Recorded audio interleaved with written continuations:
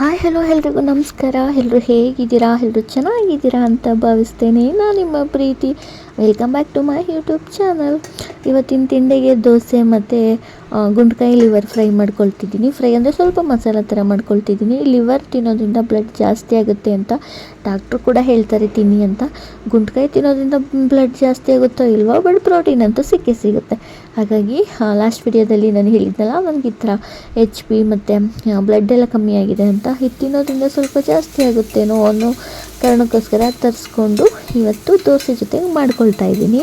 ಹಾಗೆ ಕೆಲವೊಂದು ಕ್ವಶನ್ಸು ನನಗೆ ಅವಾಗವಾಗ ತುಂಬಾ ಬರ್ತಿರುತ್ತೆ. ಏನಂತ ಹೇಳಿದ್ರೆ, ನಂದು ಬಾಯ್ ಬಾಬಿದು ರಿಪೋರ್ಟ್ ಎಲ್ಲ ಶೇರ್ ಮಾಡ್ಕೊಂಡಿದ್ನಲ್ಲ, ಅದರಲ್ಲಿ ನನಗೆ ಮೆಸೇಜ್ ಬರ್ತಾನೆ ಇರುತ್ತೆ. ಏನಂತ ಹೇಳಿದ್ರೆ, ಮೇಡಮ್ ನನಗೆ ಆ್ಯಂಟೀರಿಯರ್ ಇದೆ, ಯಾವ ಪಪ್ಪು ಆಗುತ್ತೆ. ಮೇಡಮ್ ನನಗೆ ಪೋಸ್ಟೀರಿಯರ್ ಇದೆ, ಯಾವ ಪಪ್ಪು ಆಗುತ್ತೆ. ಮೇಡಮ್ ನಿಮಗೆ ಎಷ್ಟು ತಿಂಗಳು ಮೂಮೆಂಟ್ ಸ್ಟಾರ್ಟ್ ಆಯಿತು. ಮೇಡಮ್ ನನಗೆ 170 ಮೇಲೆ ಇದೆ FHR, ಯಾವ ಬೇಬಿ ಆಗುತ್ತೆ. 150 ಒಳಗಡೆ ಇದೆ, ಯಾವ ಬೇಬಿ ಆಗುತ್ತೆ. ಎರಡು ಸೈಡು ಇತ್ತಾ ನಿಮಗೆ ಮೂಮೆಂಟು, ನಿಮಗೆ ಎಷ್ಟು ತಿಂಗಳು ತನಕ ವಾಮಿಟ್ ಇತ್ತು, ಮತ್ತು ನಿಮಗೆ ಅದೇನದು ಹೊಕ್ಕಳ ಹತ್ರ ಏನು ಉದ್ದ ಗೀಟ್ ಬಂದಿತ್ತಾ, ಅಥವಾ ಹೊರಗಡೆ ಬಂದಿತ್ತಾ, ಏನೇನೋ ತುಂಬ ಕ್ವಶನ್ಸ್ನ ಕೇಳ್ತಿದ್ದಾರೆ.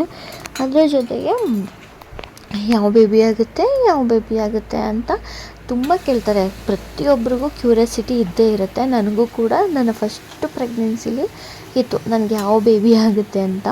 ಬಟ್ ಇವಾಗ ಕ್ಯೂರಿಯಾಸಿಟಿ ಇದೆಯಾ ಇಲ್ವಾ ಅಂದರೆ, ಇವಾಗ ನಿಜ ಇಲ್ಲ ಅನಿಸುತ್ತೆ ನನಗೆ, ಯಾವುದಾಗ್ಬೋದು ಅಂತ.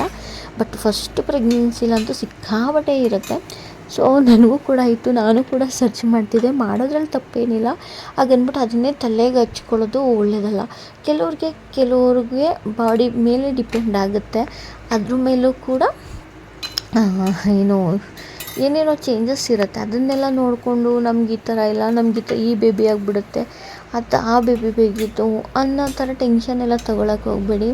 170 ಮೇಲಿದ್ದರೆ ಹೆಣ್ಣು ಪಪ್ಪುನೇ ಆಗುತ್ತೆ, 150 ಒಳಗಡೆ ಇದ್ದರೆ ಗಂಡು ಪಪ್ಪುನೇ ಆಗುತ್ತೆ, ಅವೆಲ್ಲ ಸುಳ್ಳು. ಸೊ ಅದನ್ನೆಲ್ಲ ನಂಬ್ಕೊಳಕ್ಕೆ ಹೋಗ್ಬೇಡಿ. 170 ಮೇಲಿರೋರಿಗೂ ಕೂಡ ಗಂಡು ಪಪ್ಪು ಆಗಿದೆ, 150 ಒಳಗಡೆ ಇರೋರಿಗೂ ಕೂಡ ಹೆಣ್ಣು ಪಪ್ಪು ಆಗಿದೆ. ಉಲ್ಟಾ ಆಗಿರೋದು ಇದೆ. ಮತ್ತು ನಂಗೆ ರೈಟಲ್ಲಿದೆ ಪ್ಲೆಸೆಂಟಾ, ಲೆಫ್ಟಲ್ಲಿದೆ, ಸೊ ಯಾವುದಾಗುತ್ತೆ ಅಂತೆಲ್ಲ ಕೇಳ್ತಿರ್ತಾರೆ. ಇದೆಲ್ಲ ಸುಳ್ಳು. ಕೆಲವೊಂದು ಮಾತ್ರ ಇದ್ದೇ ಇರುತ್ತೆ. ಏನಂತಂದರೆ, ನಿಮ್ಗೆ ಹೇಳಿದೆ ಯಾವುದೋ ಒಂದು ಏನಪ್ಪ ಅದು ಸೂತ್ರನೋ ಏನೋ ಗೊತ್ತಿಲ್ಲ, ಥಿಯರಿ ಅಂತ ಹೇಳಿದ್ದೆ ನಾನು. ಅದನ್ನು ನೀವು ಈಗಲೂ ಸರ್ಚ್ ಮಾಡಿದ್ರೆ ನಿಮಗೆ ಗೂಗಲಲ್ಲಿ ಸಿಗುತ್ತೆ. ಆ ಥಿಯರಿ ಪ್ರಕಾರ ನೀವು ನೋಡಿದ್ರೆ 90 ಅಲ್ಲ, ಎಷ್ಟೋ % ಅವ್ರು ಹೇಳಿದ ರೀತಿ ಇದ್ದರೆ ಅದೇ ಬೇಬಿ ಆಗುತ್ತೆ, ಖಂಡಿತವಾಗ್ಲೂ ಅದೇ ಬೇಬಿ ಆಗುತ್ತೆ. ಬಟ್ ನಿಮಗಿರೋ ಸಿಂಟಮ್ಸು ವಿಡಿಯೋದಲ್ಲಿ ನೋಡಿದಾಗ ನಿಮಗೆ ಬೇರೆ ಬೇಬಿ ಆಗುತ್ತೆ ಅನ್ನೋ ಥರನೇ ತೋರಿಸ್ತಿರುತ್ತೆ. ಇವೆಲ್ಲ ಸುಳ್ಳು. ಹಂಗಾಗಿ ಜಾಸ್ತಿ ತಲೆ ಕೆಡಿಸ್ಕೊಳ್ಳೋಕೆ ಹೋಗ್ಬೇಡಿ. ನಿಮ್ಗೆ ಯಾವ ಬೇಬಿ ಬೇಕು ಅದೇ ಬೇಬಿನ ನಾನು ಕೊಡು ದೇವ್ರೆ ಅಂತ ಕೇಳ್ಕೊಳ್ಳಿ. ಅದು ಒಳ್ಳೆ ಕೆಲಸ ನೀವು ಮಾಡೋದು. ಅದನ್ನು ಬಿಟ್ಬಿಟ್ಟು ಈ ಥರ ಎಲ್ಲರೂ ಒಂದೊಂದು ಥರ ಅವರ ಒಂದು ಜರ್ನಿ ಬಗ್ಗೆ ಹಾಕಿರ್ತಾರೆ ನಿಮಗೆ ತಿಳಿಸ್ಕೊಡೋಕ್ಕೋಸ್ಕರ. ಅದು ಉಪಯೋಗ ಆಗುತ್ತೆ ಅಂತ. ಬಟ್ ಅದನ್ನೇ ನೀವು ಜಾಸ್ತಿ ಟೆನ್ಷನ್ ತೊಗೊಂಡು ಅದ್ರ ಬಗ್ಗೆನೇ ಎಲ್ಲ ಯೋಚನೆ ಮಾಡೋಕ್ಕೆ ಹೋಗಬೇಡಿ. ಮತ್ತು ಇನ್ನೊಂದು ವಿಷಯದ ಬಗ್ಗೆ ಮಾತಾಡಬೇಕಿತ್ತು. ಏನಂತ ಹೇಳಿದ್ರೆ, ಇನ್ನೊಬ್ಬರು ನನಗೆ ಕಮೆಂಟ್ ಮಾಡಿದರು. ಪಾಪ ಅವರಿಗೆ 6 ಮಂತ್ ಅಂತೆ. ಪಾಪ ಅವ್ರಿಗೆ ಫಸ್ಟ್ ಬೇಬಿ ಗರ್ಲ್ ಇದೆಯಂತೆ. ಅವ್ರ ಮನೇಲಿ ಅವ್ರ ಅತ್ತೆ 2ನೇ ಪಪ್ಪು ಗುಂಡೇ ಬೇಕು ಅಂತೇಳಿ ಅವ್ರ ಯಜಮಾನ್ರಿಗೆ ಏನೇನೋ ಹೇಳ್ಕೊಡ್ತಿದ್ದಾರಂತೆ. ಮತ್ತು ಹೆಣ್ಣು ಪಪ್ಪು ಆಗಿಬಿಟ್ರೆ ಮತ್ತೆ ಡೈವರ್ಸ್ ಕೊಡಿಸ್ಬಿಡ್ತಾರೆ, ನಾವೇನು ಮಾಡೋದು, ನಾವು ಸತ್ತೋಗ್ಬಿಡ್ಬೇಕಾಗುತ್ತೆ, ಹಾಗೆ ಹೀಗೆ ಅಂತೆಲ್ಲ ಮೆಸೇಜ್ ಮಾಡಿದರು. ನನಗೆ ಆ ಮೆಸೇಜ್ ಬಂದ ತಕ್ಷಣ ನನಗೇನು ರಿಪ್ಲೈ ಮಾಡಬೇಕು ಅಂತಲೇ ನಿಜವಾಗ್ಲೂ ಗೊತ್ತಾಗಲಿಲ್ಲ. ಈಗಲೂ ಈ ಥರದ್ದೆಲ್ಲ ಇರ್ತಲ್ಲ, ಅದೇ ಬೇಜಾರು. ಅವ್ರಿಗೆ ಅರ್ಥ ಮಾಡ್ಕೋಬೇಕು. ಡೈವರ್ಸ್ ಕೊಟ್ಬಿಟ್ಟು ಇನ್ನೊಂದು ಮದುವೆ ಆಗಿ ಅವ್ರಿಗೂ ಹೆಣ್ಮಕ್ಳಾದರೆ ಅವ್ರನ್ನೂ ಡೈವರ್ಸ್ ಕೊಟ್ಬಿಟ್ಟು ಬಿಟ್ಬಿಡ್ತಾರ, ಇಲ್ಲ ಅಲ್ವಾ? ಅದೇ ಈಗಲೂ ಹೇಳ್ತಿದ್ದೀನಿ, ಏನು ಮಾತಾಡಬೇಕಾದ್ರ ಬಗ್ಗೆ ಅಂತ ನಿಜ ಗೊತ್ತಿಲ್ಲ. ಅವ್ರಿಗೆ ಹೇಳೋದೊಂದೇ, ತಲೆ ಕೆಡಿಸ್ಕೊಬೇಡಿ, ಆರಾಮಾಗಿರಿ, ದೇವ್ರು ಒಳ್ಳೇದು ಮಾಡಲಿ, ಅವ್ರು ಗಂಡು ಪಪ್ಪನೇ ಆಗಲಿ ಪಾಪ ಅಂತಲೇ ಕೇಳ್ಕೊತೀನಿ. ಕೆಲವೊಬ್ಬರು ಈಗಿನ ಇದರಲ್ಲೂ ಕೂಡ ಇದ್ದಾರೆ, ಅಂಥವ್ರಿಗೆ ಏನೂ ಮಾಡೋಕ್ಕಾಗಲ್ಲ. ಹಾಗಾಗಿ ಧೈರ್ಯವಾಗಿರಿ ಅಂತ ಅಷ್ಟೇ ನಮ್ಮ ಕೈಲಿ ಹೇಳೋಕ್ಕೆ ಸಾಧ್ಯ. ಪಾಪ ಅವ್ರಿಗೆ ಒಳ್ಳೇದಾಗಲಿ, ಗಂಡು ಪಪ್ಪನೇ ಆಗಲಿ ಅಂತ ಎಲ್ಲ ಹರಿಸಿ.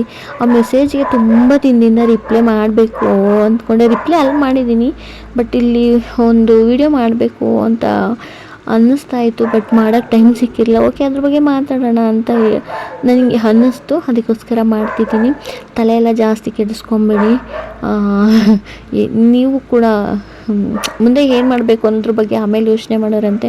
ಫಸ್ಟು ಇನ್ನೂ ಮಗುನೇ ಹುಟ್ಟಿಲ್ಲ, ಈಗಲೇ ಯಾಕೆ ಅಷ್ಟೊಂದು ಟೆನ್ಷನ್ ತೊಗೊಂಡು ನಿಮ್ಮ ತಲೆನ ಕೆಡಿಸ್ಕೊಳ್ತೀರಾ? ನಿಮ್ಮದೇ ಆದಂತಹ ಪ್ರೆಗ್ನೆನ್ಸಿ ಟೈಮಲ್ಲಿ ಪ್ರಾಬ್ಲಮ್ಗಳಿರ್ತವೆ.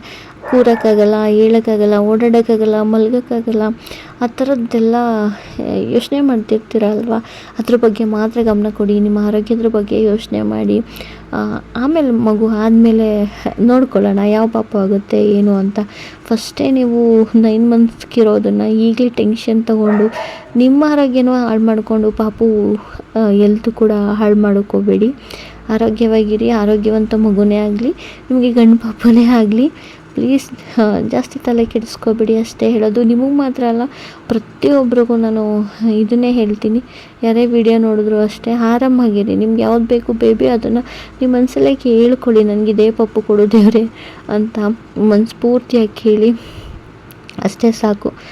ದೇವರು ತತಸ್ತಂತ ಅಂದರು ಒಂದನೋ ಏನೋ ಅನ್ನಲೂಬಹುದಲ್ವ, ಅಂತಲೇ ಹೇಳೋಕ್ಕೆ ಇಷ್ಟಪಡ್ತೀನಿ.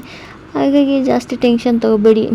ಈಗಿನಿಂದಲೇ ಟೆನ್ಷನ್ ತೊಗೊಂಡು ಇನ್ನೂ 3-4 ಮಂತ್ ಇದೆ, ಆ ಖುಷಿನ ನಾವು ಈಗಲೇ ಹಾಳು ಮಾಡ್ಕೊಳ್ಳೋದು ಬೇಡ ಅಂತ ಹೇಳ್ತೀನಿ. ಎಂಜಾಯ್ ಮಾಡಿ ಈ ಟೈಮ್ನ, ಖುಷಿಯಾಗಿರಿ ಅಷ್ಟೇ. ಒಳ್ಳೆಯದಾಗಲಿ ಎಲ್ರಿಗೂ.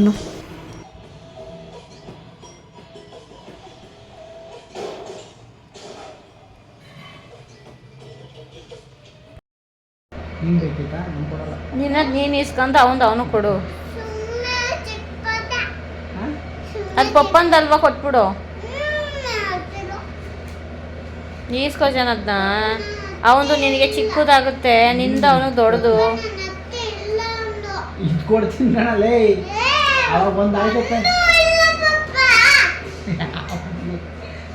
ಇದು ಕೊಟ್ರೆ ಒಂದು ಆಗುತ್ತೆ ಎದೋಣ ಮೇಲೆ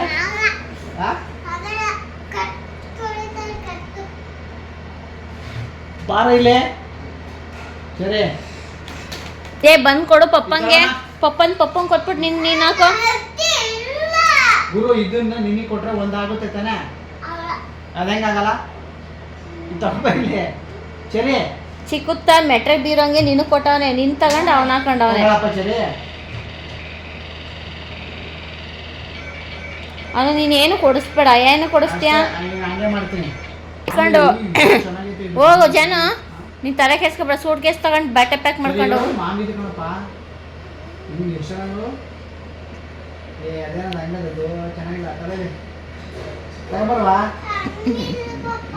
ನನ್ನ ಹತ್ರ ಒಂದೂ ಇಲ್ಲ ನೋಡ್ದಾ, ಒಂದೂ ಇಲ್ಲ.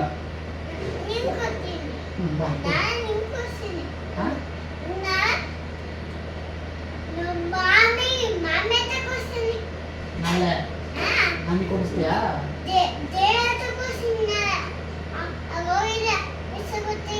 ಬಾ ಇತ್ತಾಗ ನೀನು ಹಾಕೊಂಡು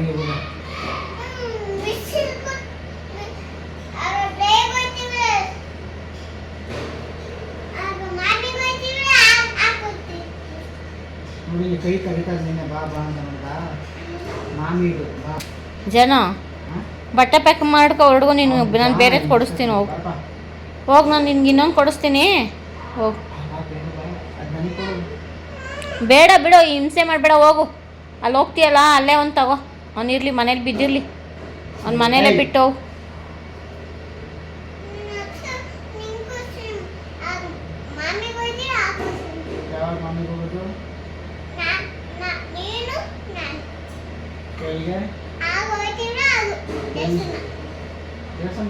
ಯಾವ ದೇವಸ್ಥಾನ?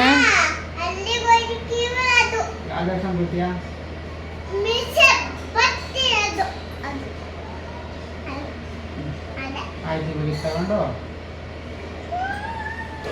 ಪಾಪ ಯಾಕಪ್ಪ